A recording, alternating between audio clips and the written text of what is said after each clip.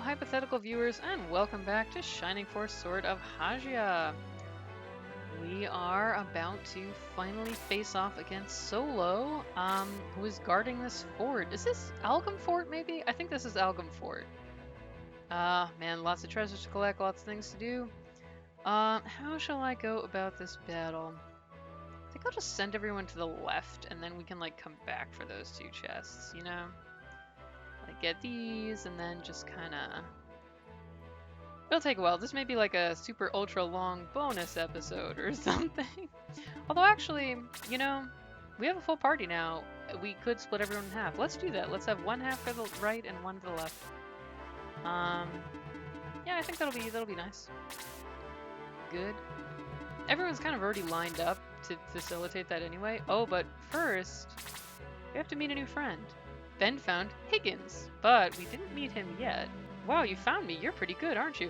If you're wondering, why is this ninja named Higgins? That seems super random. Search me. I don't know. I don't know if that's a weird translation or if he was genuinely named Higgins. It may be just luck. Bet you can't find me again. See ya. So we are going to have to find Higgins again. He's up here.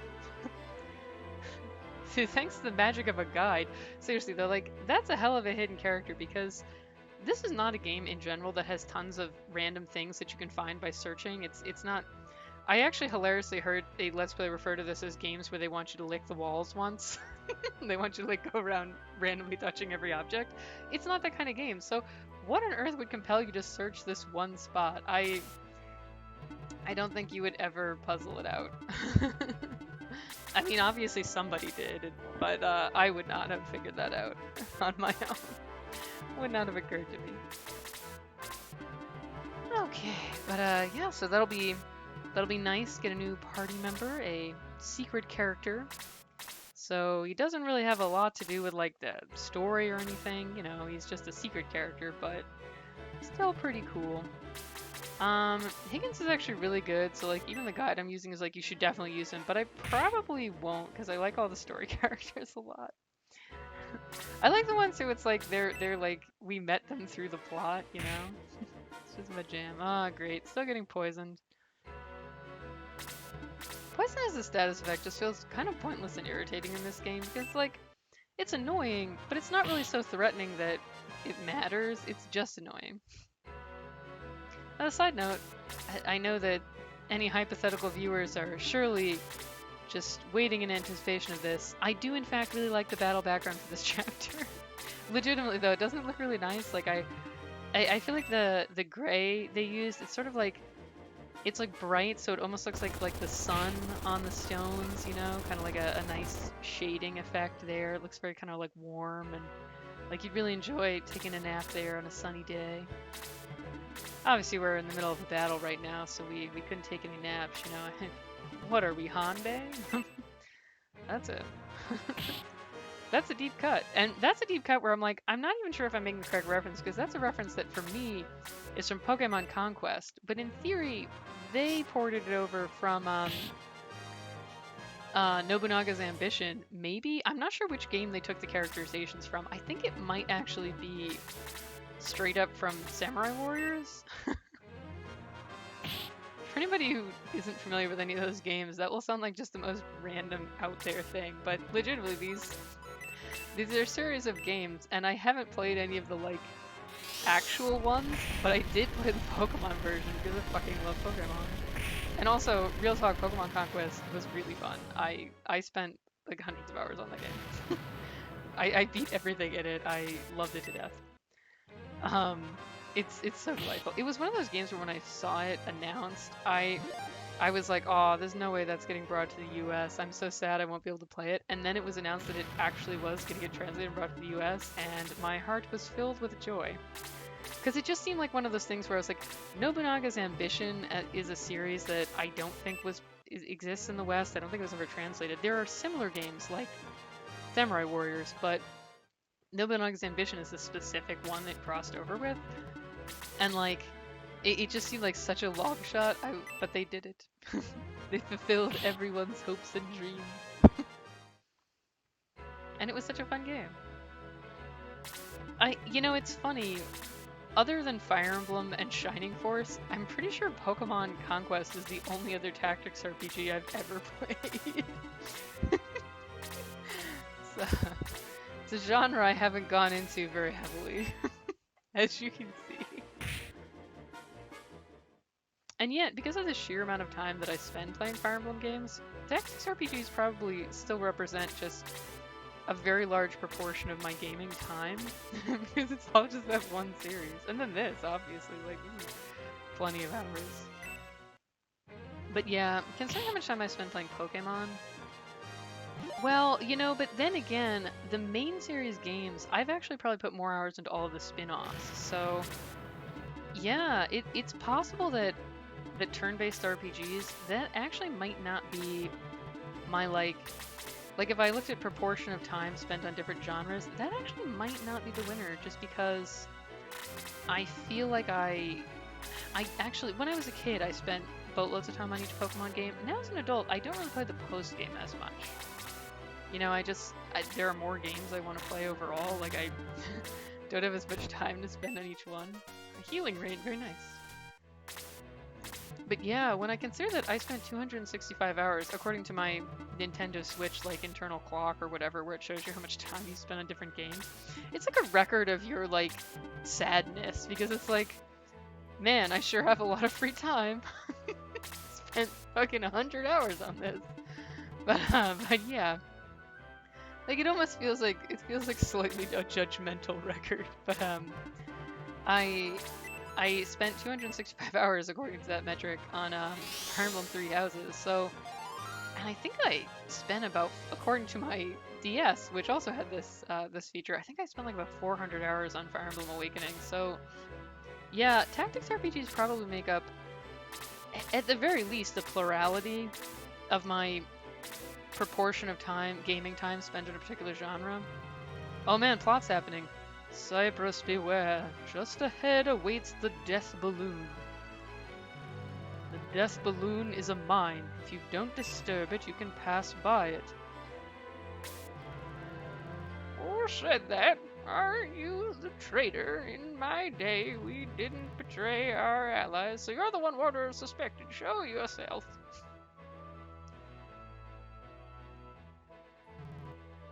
Gone, it doesn't matter. Cypress can't avoid the air mines. But we actually can if we feel like it. They're called death balloons, but they look more like giant floating brains, honestly. They don't really look like balloons. They're very weird. Just as our mysterious friend said, we can in fact avoid them. You can also attack them if you want. We actually saw similar enemies to this in Shining Force Gaiden, and I can't remember if we also saw them in the first Shining Force game, but these like stationary things that explode are a repeating feature of the Shining Force games. But yeah, tactics games might... I mean, the thing is, I spent a lot of time on Final Fantasy X and X-2, but... yeah, it would be tough. It would be turn-based RPGs and tactics RPGs would definitely be some of the top, and then after that, I guess like action adventure, which is a much more broad genre category, because I feel like I've played a bunch of games that like obviously Zelda's in that, but then there's a couple of Pokemon spin-offs where it's like these don't quite fit anywhere else, like Pokemon Ranger. I guess it's basically action adventure because it doesn't go in a different category. Yeah, that would be the majority, wouldn't it? I will say, I've now played a lot of Fire Emblem Warriors, and I am getting into Hyrule Warriors Age of Calamity, but yeah, it may be within this last year, that's a pretty good proportion of my gaming time, but over a lifetime, I think if you looked at lifetime, turn-based RPGs would totally beast everything else, just because as a kid, I would play Pokemon games, like, tons and tons of the end game and play them multiple times. I was like super into them, whereas an adult I only spent 35 hours on Pokemon Sword, and then I did like part of the first DLC, Isle of Armor, and I haven't actually gone back to look at Isle of Tundra or whatever. I don't remember what the other one was called, but and it's not even that it's not good, because I was like, yeah, it's good, but just, you know, when I started a Let's Play say this once, and I was like, this is actually kind of fair that as a kid growing up in the 90s, I didn't own as many different games, you know, so the ones I had, I played them a ton. But now as an adult, I've acquired a lot more games just over the course of my life, and sometimes I do replay stuff. So my total library is just larger. And then on top of that, you know, I have money to buy games if I feel like it. And also, just, I feel like there's just, in general, gaming has gotten bigger as a hobby, and there's just more games out there. So there's a lot to choose from. So I don't necessarily. Pokemon specifically, I still really enjoy like the main story and adventure mode, but I don't have that same desire to like then play another 100 hours after that of just like when I Pokemon Red as a kid, I like dedicated serious effort to just level grinding a team up as high, like trying to get them to the maximum level. That took a long time and just like getting all the Pokemon and stuff like that. Whereas, you know, as an adult, I'm like, after 35 hours, I'm like, this was fun. Now I'll play another game. Most of the games that I put like over 100 hours into, I am playing 100 hours of unique content. It's like they're just games that have a lot of levels, or they're games that you can replay them multiple ways. See, I think I also used to replay Pokemon games specifically. Let's attack this brain and maybe it'll blow up.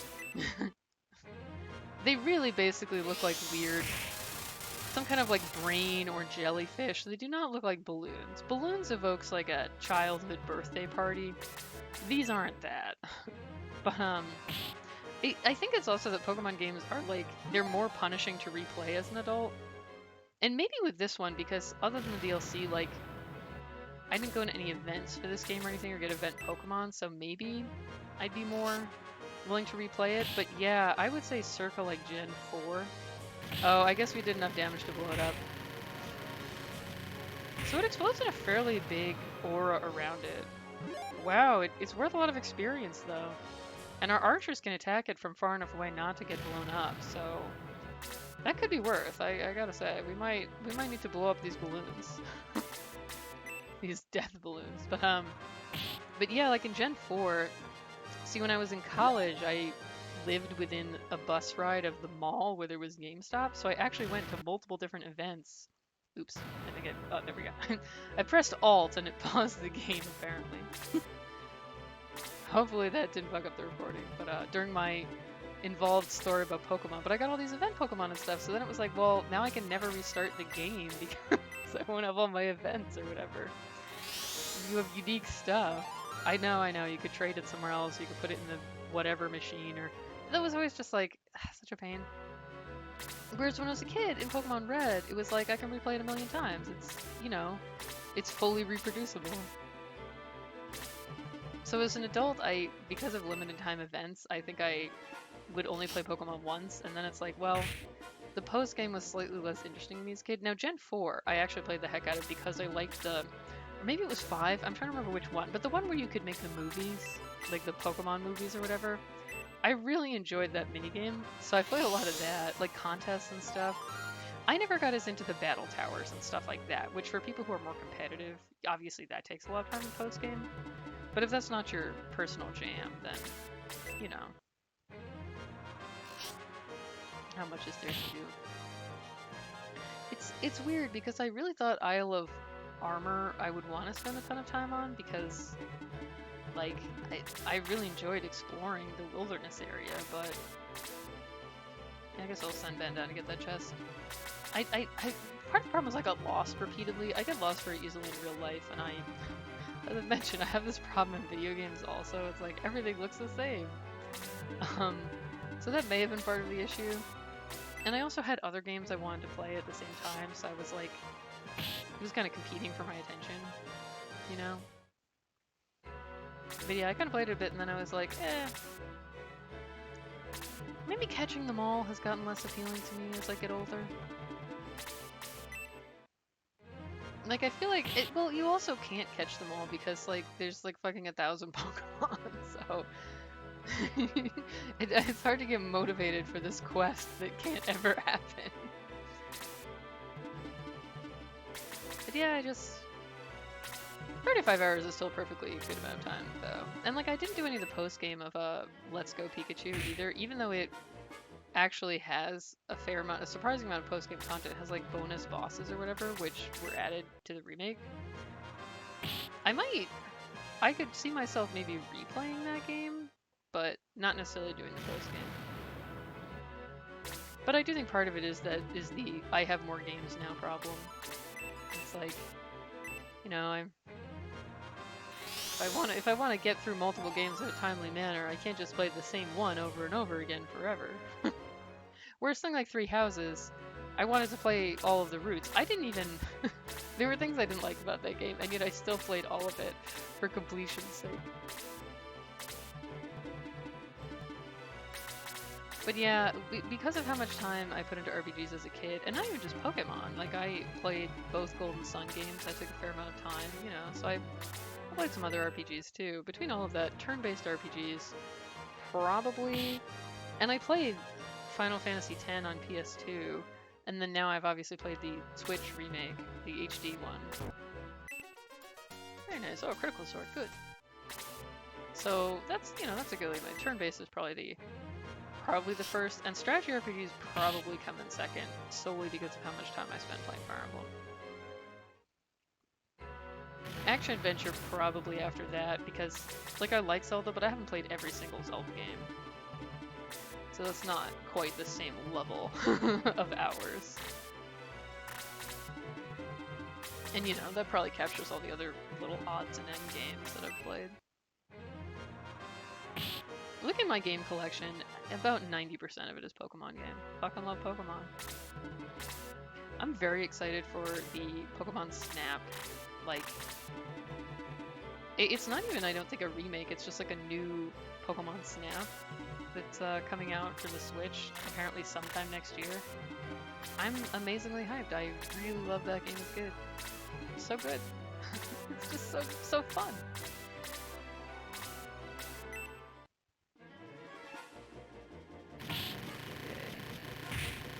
Yeah, when I think about it, I played like I played like 1, 2, and 3 of the Dragon Warrior games as a kid, so, you know, those are all turn-based RPGs. That's quite a good chunk of time spent. I think I did multiple playthroughs of a couple of them.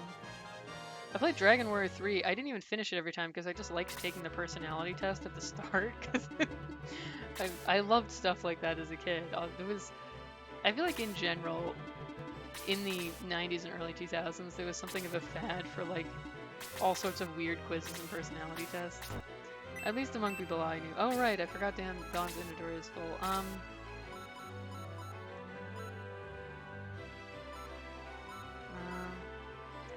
You know what? I'm gonna have her throw away the spear because at this point it's sort of worthless. It's too weak. So whatever, fuck it. Get whatever's in here. I think there might be there might be like a fucking halberd or something in this level anyway. What the fuck ever. I could just send someone else to get it, but frankly I'm a lot too impatient to wait that long to go all the way back there. I really should just clean people's inventories out a bit. The heat axe. Oh, well, at least he's the axe wielder, so that works out well. Oh, but yeah, a lot of games. But yeah, I love that game. Was also really fun. Looking back on my gaming of yore.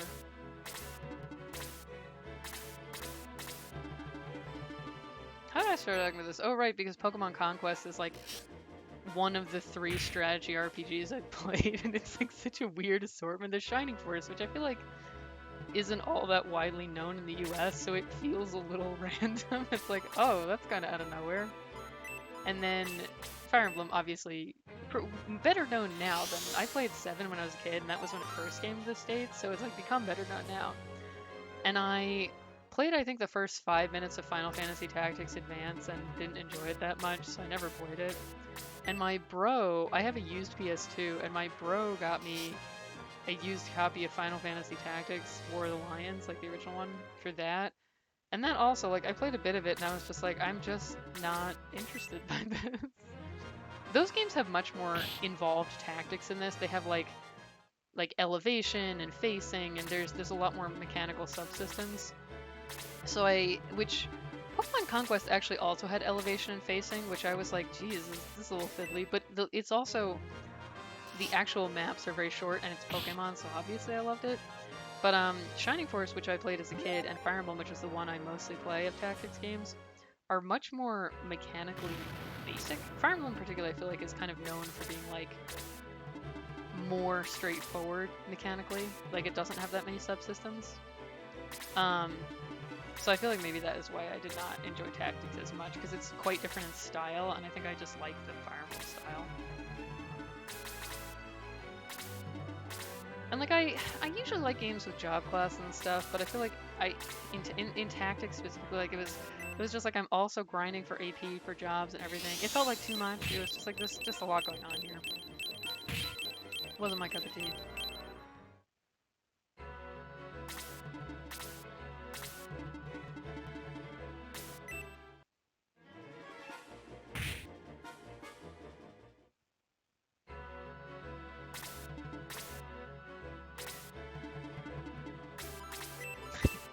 Falling silent here, but yeah, I was just trying to go through in my mind like tactics games.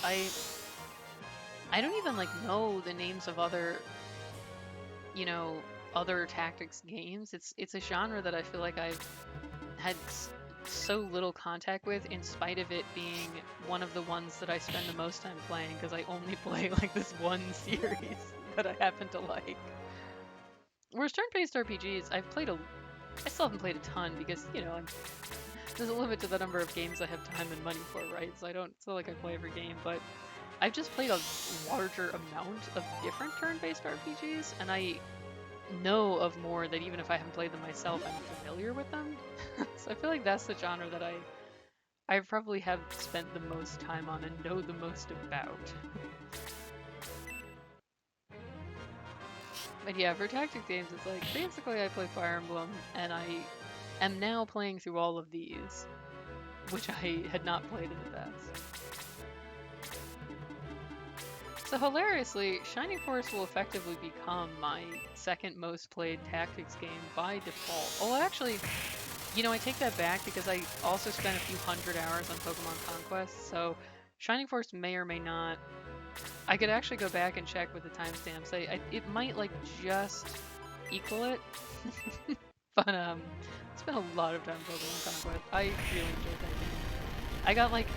I don't think I got every single Warrior's Perfect Link because that game has an enormous amount of recruitable generic warriors. I mean, they all have an individual name, but they have generic art, is what I mean. You have the smaller amount of with unique art, who are like the main characters, and then you have the vast array of slightly more generic people. But I got almost all of them their perfect link, and that took a long time.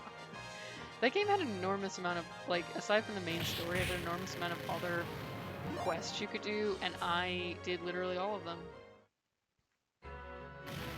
See, this is the thing. If there's a game where, like, there's a meter that goes up to show what percent you've completed, I'm gonna want to fill that meter. I really enjoy 100% completion. If it's recorded in some way, if there's like a little thing that says how many achievements I got, or like, you know, how close I am to whatever, I will enjoy that a lot. I admit this. This is part of my personality.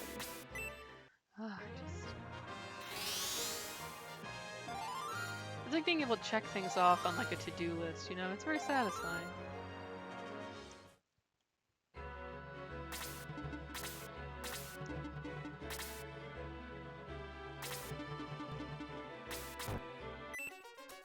$800 gold coins. That's a boring-ass reward.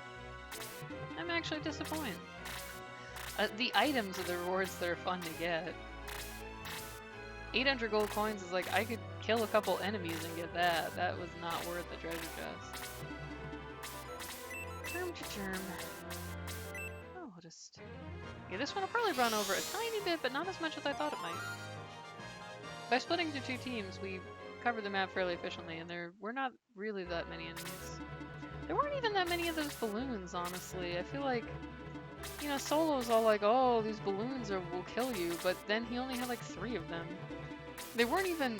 Some of them were positioned in random places we didn't even need to go to, so I'm really questioning his balloon strategy, and I feel like he did not truly deploy it effectively. He doesn't, you know, he deserves to lose this fight. This is really his own fault. He does have bolts, so he may yet kill some of us, but whatever. I do want to get that chest. Oh, another balloon. Okay, so there's a couple more of them. We'll just attack it. We can heal up. We have 3 healers. And they give such good exp that it's worth it, is the thing. Like, that's a lot of exp. No, I can't just turn that down. Okay, almost got the whole crew back in place. Chester, the one destroying the balloon, will be the only one not getting hit by it because of her being able to stay 3 squares away. I mean him, sorry. I keep forgetting that.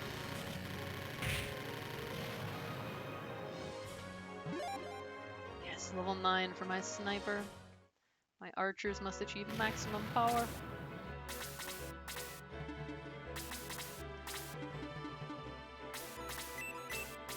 I think I'll send Claude to get that chest, because he can like fly in from the side, kinda.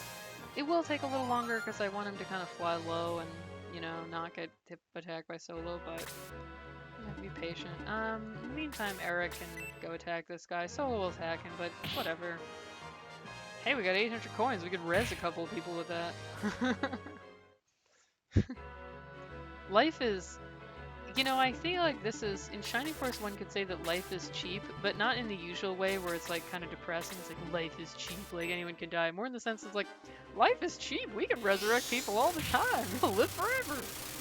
That was a great animation for Solo, by the way. The little, like, you know, magical hand gestures or whatever. I thought that was very strong. We're grouping up here, but he has a range 3 spell, whatever. We're all gonna be close to each other, that's the haps.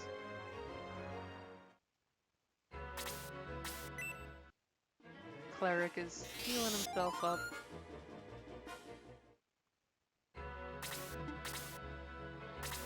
Solo decided he didn't want to attack after all, I guess. I don't always understand the enemy AI, honestly.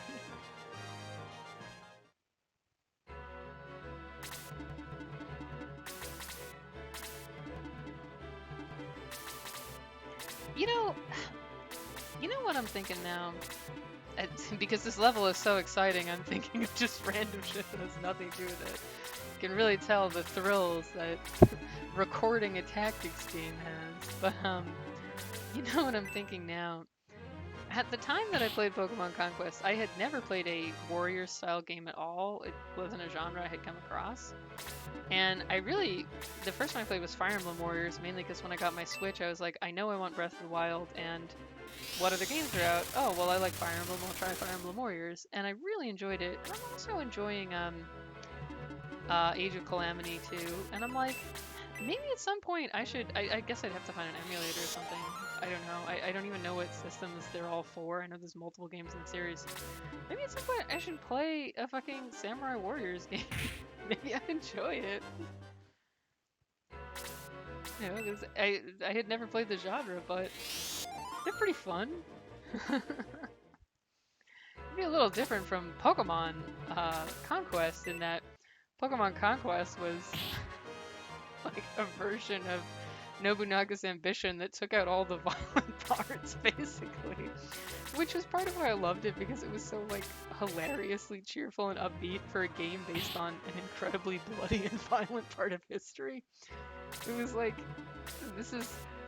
Like, Nobunaga's motivation in this game is that he wants to conquer Ransei and get his wish given by Arceus or whatever, because he thinks that people are starting to just take their Pokemon for granted and treat them like tools instead of friends. And I'm like, his motivation is to help everyone become better friends. That's literally what this guy's motivation is in this game. He has the motives of a Miss America contestant, and he's fucking Oda Nobunaga. That's just the most incredible and delightful thing in the world. So, like, for me, the ridiculousness of that, like the weirdly cheerful and like innocent content combined with the fact that they're all feudal warlords was part of the charm, which obviously the actual Samurai Warriors wouldn't have, because it's just like, this is about the actual incredibly violent period of history. So Because in Pokemon Conquest, basically nobody is the bad guy. They're like, let's just have a game where actually everybody is really nice, and they just didn't understand each other at first, which is very Pokemon and very delightful. But Samurai Warriors is a little different from that. But it could still be interesting. I think that Pokemon Conquest specifically kind of based a lot of its designs on the Samurai Warriors art as well. So a lot of the characters kind of look like they're Samurai Warriors incarnations. Well, she could use Aura and heal everybody up, right?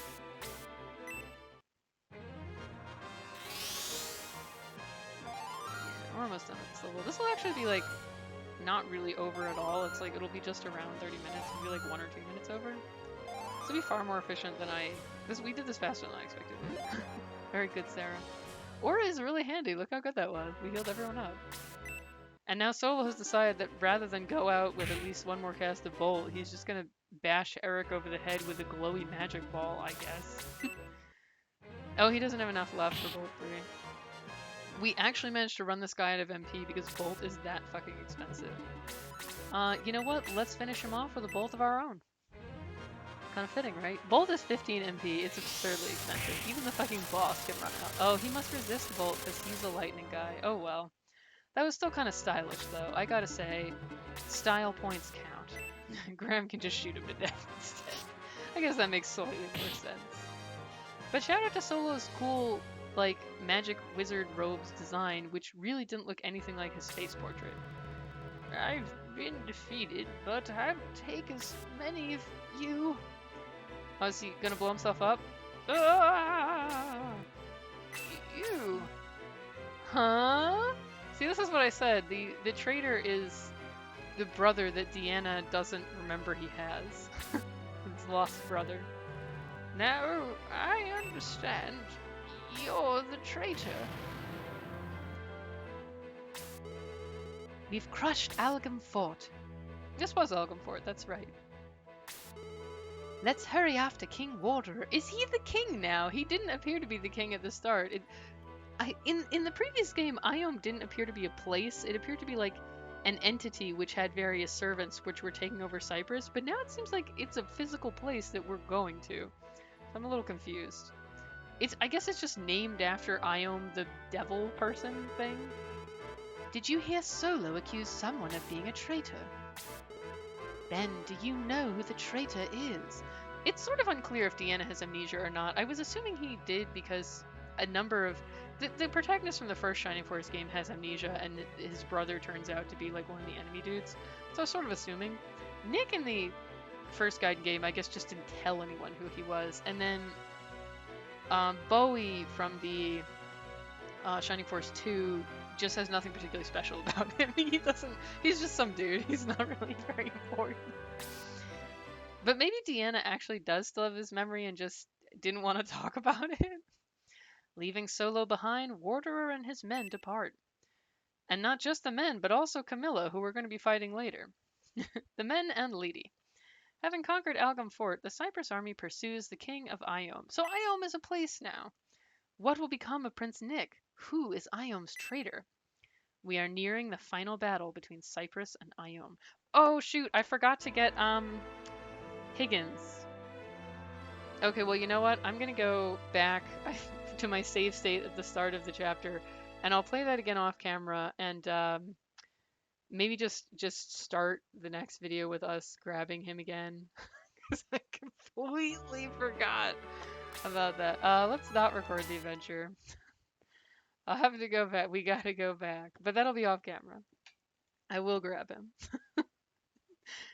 You can see how much I value Higgins the samurai.